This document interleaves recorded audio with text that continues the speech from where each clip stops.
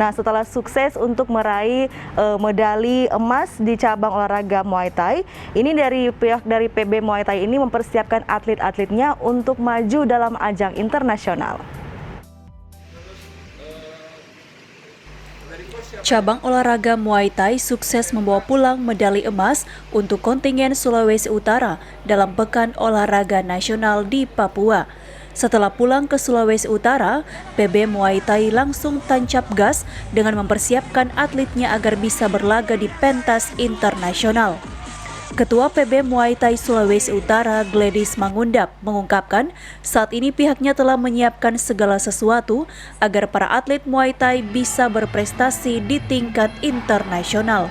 Saya sendiri dan pengurus itu akan lebih konsen lagi untuk rencana kita sekarang ini akan membangun camp Muay Thai untuk para atlet.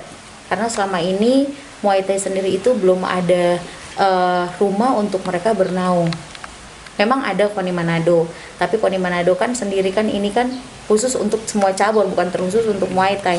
Jadi dari kami pengurus sepakat bahwa ya udah kita bisa, ya udah kita jalan aja dulu ini camp Muay Thai ini.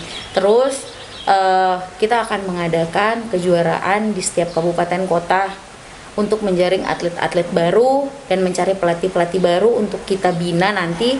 Setelah terjaring kita akan kumpulkan mereka ke Manado, kita akan latih secara gratis.